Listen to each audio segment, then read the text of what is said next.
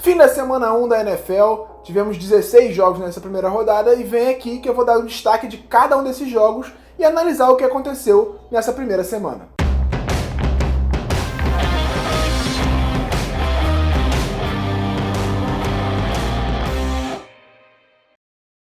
Antes de tudo, peço para você que se inscreva aqui no canal, ative o sininho para não perder nenhum conteúdo que a gente vai produzir ao longo dessa temporada. Como eu prometi, vídeos novos toda semana. No último, eu trouxe para vocês o que de melhor poderia rolar na semana 1, quais jogos vocês deveriam assistir. Nesse agora, eu trago o resumo do que aconteceu na semana, o que teve de melhor em cada jogo. Então, fica por dentro, se inscreve no canal, ativa o sininho, porque vai ter muito conteúdo ao longo da temporada, conteúdo de qualidade. Não perde nada disso. Além disso, claro, curte o vídeo, compartilha e comenta o que você achou, o que pode melhorar principalmente, o que eu posso fazer de melhor nos próximos vídeos. Então, vem comigo que vamos começar agora o resumo da semana 1 da NFL. Já peço desculpa a vocês aí pelo barulho da obra aqui, o vizinho resolveu fazer alguma coisa enquanto eu tô gravando e eu não posso deixar de gravar, senão não dá tempo de subir o vídeo pra vocês, né? Então, se tiver vazando alguma coisa aí, foi mal, eu vou reclamar com o vizinho, vou agredir. Brincadeira. Ou não. Começando, é claro, pelo jogo que abriu a temporada.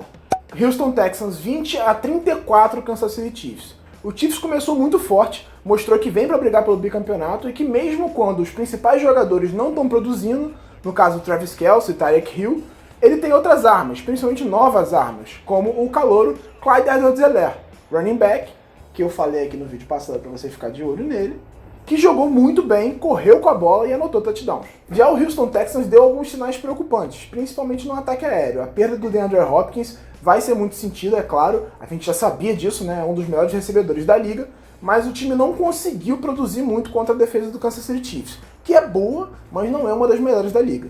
Além disso, a linha ofensiva segue sendo um dos problemas do time. Não dá tempo para o Deshaun Watson passar a bola com consistência e o QB sofre por causa disso. Mas eu espero uma evolução do Texans durante a temporada ainda. Tem que se adaptar ao fato de não ter o DeAndre Hopkins, né?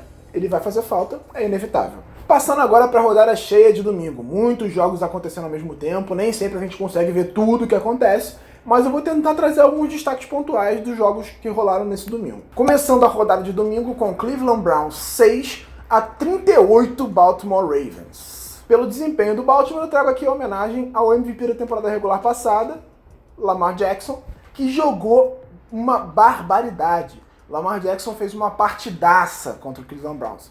Aí você vai me falar, é o Cleveland Browns. Tá, mas aí na temporada passada também falaram que era o Miami Dolphins na semana 1 e ele deitou os cabelos na temporada também. O Cleveland Browns até fez um bom trabalho contendo o ataque corrido do Baltimore, que é a grande força do time. Mas aí foi castigado no aéreo. O Lamar não correu tão bem com a bola, o J.K. Dobbins também não, e até o Mark Ingram não conseguiu produzir muita coisa. Mas o Lamar passou muito bem a bola. Ele encontrou o Hollywood Brown, ele encontrou vários recebedores e principalmente o Mark Andrews, que recebeu 2 touchdowns. Então, o ataque do Baltimore é muito difícil de se conter. Você para um, tem outro. E o Lamar mostrou evolução como passador também. Ele conseguiu muitos bons passes de mais de 10 jardas, que era um dos problemas dele no ano passado, quando ele foi MVP da temporada regular. Na temporada passada, o Cleveland foi a Baltimore e ganhou dos Ravens. É a última derrota do time em temporada regular. Você fazer 38-6 em um rival de divisão que te conhece muito bem e que vê você jogar e te enfrenta 2 vezes por ano é uma demonstração de força. O time vem pra brigar pelas melhores posições da AFC de novo e o Lamar vem pra brigar pelo MVP outra vez. Por Baltimore, os calouros mostraram muito serviço, né? J.K. Dobbins correu para 2 touchdowns, mesmo que ele não tenha corrido tão bem em termos de jardas. Ele anotou 2 touchdowns, né? Então isso é muita coisa. E o Patrick Queen, escolha de primeira rodada, teve 1 sack e 1 fumble forçado, além de 8 tackles totais no jogo. Então, estreia de gala pro calouro em Baltimore. Cleveland sofreu com a execução. Foram erros em vários setores que fizeram com que ele fosse atropelado em Baltimore. Mas o time tem talento. Ele tá com um técnico novo, um novo esquema, um novo sistema, então vamos ter paciência com esse time de Cleveland.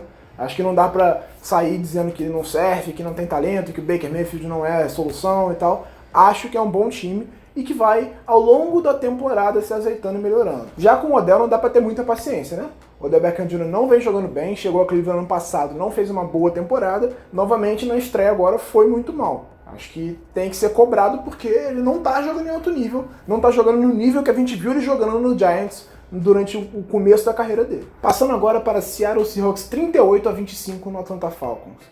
Russell Wilson gastou a bola nesse jogo, jogou demais. Foram 322 jardas aéreas e 4 touchdowns. Mesmo sem ter um grupo de recebedores tão afiado assim, o Russell Wilson não está conseguindo produzir. DK Metcalf está no segundo ano, foi o grande destaque dos alvos do Wilson, né? E o QB, mesmo sem ter uma linha ofensiva, consegue jogar em alto nível. Vamos ver se o Russell Wilson consegue finalmente receber um voto para MVP da temporada regular e, claro, brigar pelo prêmio, né? Pelo lado de Atlanta, o ataque até que foi bem. Todd Gurley fez uma boa estreia, apesar de não ter feito chover, que a gente já viu ele fazer na NFL, mas jogou bem. Só que foram muitos erros que custaram caro ao time, foram turnovers que custaram caro ao time, a linha ofensiva não conseguiu dar consistência, foram 6 tackles para a perda de jardas do time, então o ataque sofre muito por causa disso. A linha ofensiva não está jogando muito bem, apesar dos muitos reforços que recebeu nas últimas temporadas. A Atlanta fez um bom jogo, mas pode melhorar, principalmente no ataque.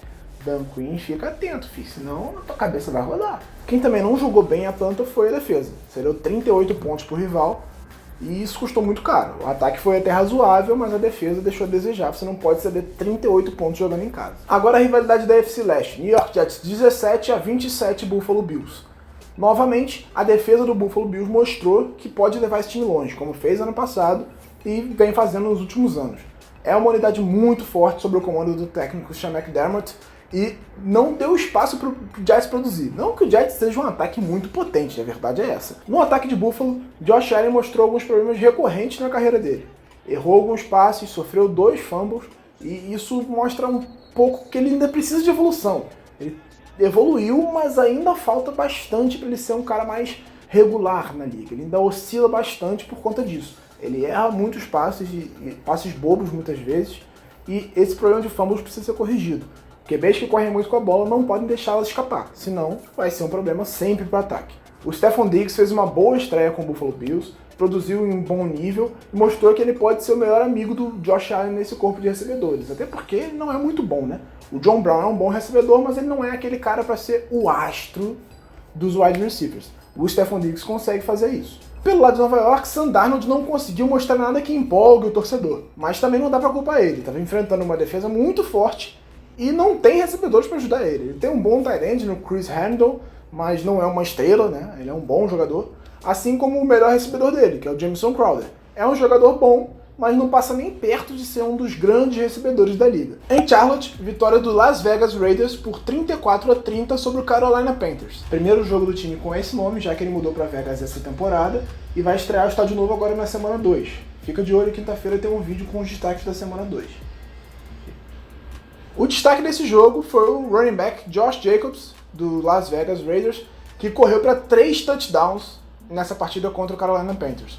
Ele é um jogador no segundo ano de carreira, mas que já mostrou que pode ser um dos grandes corredores da liga. Ele é muito forte, corre com muita potência e vai dar trabalho para todo mundo que tiver que marcar ele, que tiver que parar ele na NFL, né? Falando em running backs, Christian McCaffrey foi Christian McCaffrey. Anotou 2 touchdowns para o ataque do Panthers e carregou o time nas costas. Daqui a pouco vai dar escoliose nele, de tanto ter que carregar essa galera, porque o ataque do Panthers não consegue produzir se não for através dele. Sem o linebacker Luke Kuechly, que se aposentou nessa intertemporada, o Carolina deu alguns sinais preocupantes na defesa contra o jogo terrestre. Então acho que é uma coisa que precisa melhorar na equipe, e para essa temporada vai ser difícil porque não conseguiu repor a perda, e vai ser muito difícil de repor a perda de um Luke Kuechly como um jogador que faz muita diferença, tanto na contenção do jogo corrido, quanto na cobertura do ataque aéreo no meio do campo e principalmente na liderança. Ele era um cara que reorganizava a defesa. No duelo da AFC Norte, o Chicago Bears bateu o Detroit Lions por 27-23. O QB dos Bears, o Mitchell Trubisky, calou os críticos e fez um bom jogo. Passou para 3 touchdowns, um deles espetacular, um belíssimo passe do Trubisky, e conseguiu conduzir o ataque do Bears depois de uma temporada muito fraca no ano passado. O Trubisky tem que mostrar serviço, tanto que o Bears não exerceu o 5º ano de contrato dele de calouro. Ele precisa mostrar que ele consegue ser um QB titular na NFL, o que ele ainda não conseguiu fazer. Pelo lado de Detroit, Matt Patricia está muito questionado. O treinador não conseguiu melhorar a defesa e nem o ataque. A defesa, que é a especialidade dele, vem sofrendo muito e não conseguiu conter o ataque dos Bears, que passa longe de ser muito bom. O QB Matt Stafford ainda consegue produzir bem, ainda é um bom jogador, mas está começando o declínio dele e Detroit desperdiçou o talento dele ao longo de toda a carreira. Acho que é triste porque é um bom jogador, poderia ter feito mais se o time fosse melhor organizado e tivesse um bom treinador para ajudar ele. Passando agora para Jacksonville, onde os Jaguars bateram o Indianapolis Colts por 27-20.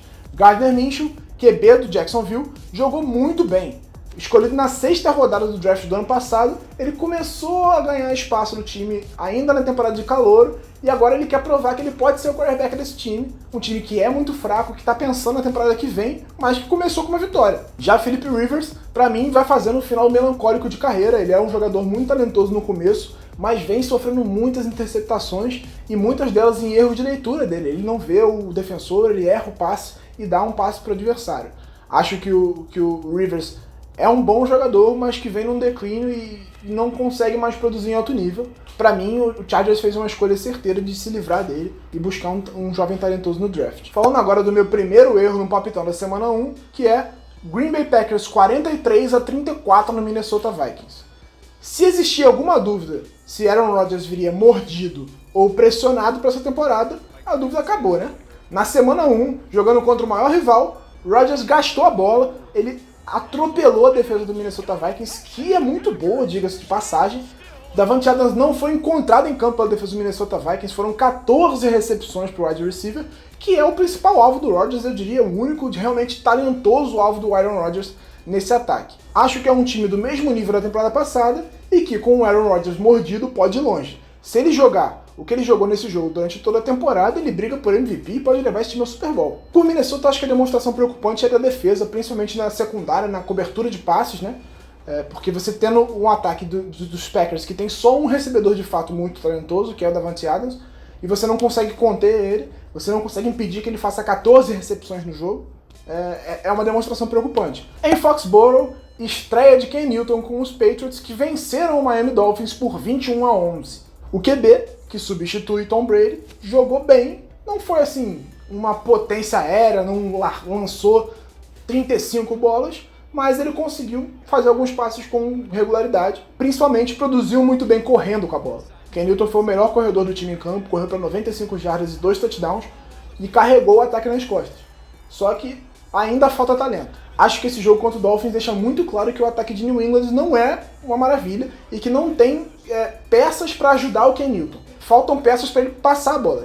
Ele é um bom passador, mas o N'Keal Harry, que foi escolhido na primeira rodada do draft do ano passado, ainda não conseguiu se mostrar consistente o suficiente para ser um alvo confiável, e o Julian Edelman é o único recebedor realmente confiável do time. Por outro lado, a defesa mostrou que ainda é muito forte. Mesmo com os desfalques dos jogadores que optaram por não ir para a temporada por conta da Covid, a defesa dos Patriots jogou muito bem, interceptou o Ryan Fitzpatrick 3 vezes no jogo.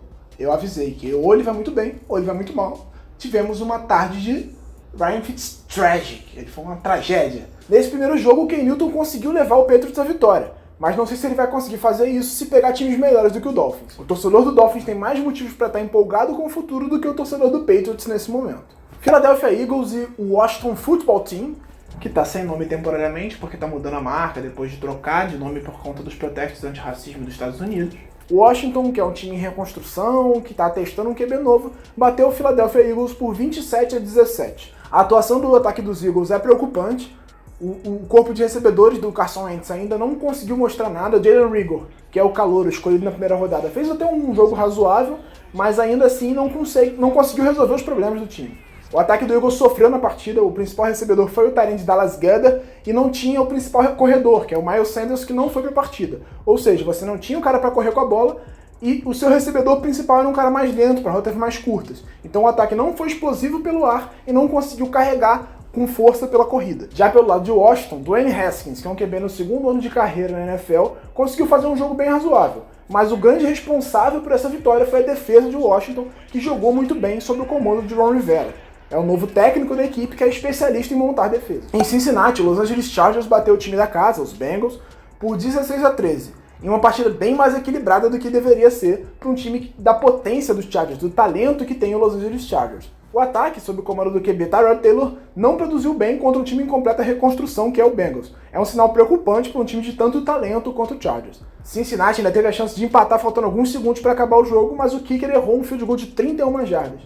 Pelo amor de Deus, né? O Chargers deu muito mais chance ao Bengals do que deveria dar com o talento que tem. O foco do Bengals está em 2021. O time está pensando no draft, na reconstrução que ele está fazendo em torno do QB Joe Burrow, que foi a primeira escolha geral desse ano. mas ainda assim é hora de testar e ver quais jogadores podem contribuir nesse futuro. Agora falando do jogo, que pra mim foi a grande decepção da rodada, aconteceu em Nova Orleans, Tampa Bay Buccaneers 23-34 New Orleans Saints. Como eu falei aqui no vídeo anterior, eu estava ansioso para ver o confronto entre Tom Brady e Drew Brees, dois dos grandes QBs da história da NFL que entraram em campo, agora como rivais de divisão. E a verdade é que nenhum dos dois jogou bem nesse confronto. Tom Brady começou a era Brady em Tampa da pior forma possível. Foram 2 interceptações no jogo, uma delas retornada para touchdown num erro de leitura crasso dele, e 2 passes para touchdown que compensaram um pouquinho, mas ele não conseguiu fazer o ataque de Tampa ser consistente. Ele sofreu muito com a defesa dos Saints, não conseguiu produzir com regularidade, e o jogo corrido também não ajudou muito ele não. É claro, é um QB novo, num sistema novo, então tudo leva um tempo para adaptação. Mas o Brady não tem tempo, ele tá com 43 anos, ele não pode se dar o luxo de demorar a se adaptar e pensar na temporada que vem. Ele tem que ganhar agora, e acho que o ataque de Tampa foi um pouco decepcionante pra mim nesse jogo. Quem também foi decepcionante pra mim foi o Drew Brees. Ele terminou o jogo com menos de 200 jardas de passe, não conseguiu fazer o ataque de New Orleans ser aquela potência que a gente viu nos últimos anos, e ele teve uma ajuda muito grande da defesa, que anotou um touchdown, ele limitou muito o ataque de Tampa Bay. Falando agora da minha aposta ousada que deu certo, hein? Eu acertei. Arizona Cardinals 24-20 em cima do San Francisco 49ers. O atual vice-campeão do Super Bowl recebeu o time de Arizona em casa e perdeu numa partida muito, mas muito interessante. O estreante DeAndre Hopkins provou mais uma vez que a troca foi um erro para o Houston Texans e um acerto muito bom para o Arizona Cardinals. Ele recebeu 14 passes para mais de 150 jardas no jogo. Ele bateu o recorde de recepções na carreira dele em um único jogo. Kyler Murray, QB dos Cardinals, no segundo ano da carreira, também fez um bom jogo contra um time muito difícil. Ele enfrentou uma defesa muito difícil, conseguiu jogar bem e levou os Cardinals à vitória. É um time que eu acho que vai dar muito trabalho essa temporada, apesar da divisão difícil. No ataque de São Francisco, novamente o jogo corrido foi protagonista. O Mostert fez mais uma grande partida, como ele fez nos playoffs do ano passado, e ajudou o time a ficar na briga até a reta final. O grande problema foi o ataque aéreo de São Francisco. Deebo Samuel, o principal wide receiver do time, não jogou, e isso limitou também a produção de George Kittle, o tight end que produz muito no ataque. No novo estádio de Los Angeles, o SoFi Stadium, vitória do Los Angeles Rams, que estreou com gala o seu estádio, batendo o Dallas Cowboys, que pra mim, né, e pra muita gente, é um dos grandes e mais fortes times da NFC. Mike McCarthy estreou com o pé esquerdo muito porque ele também fez bobagem, né?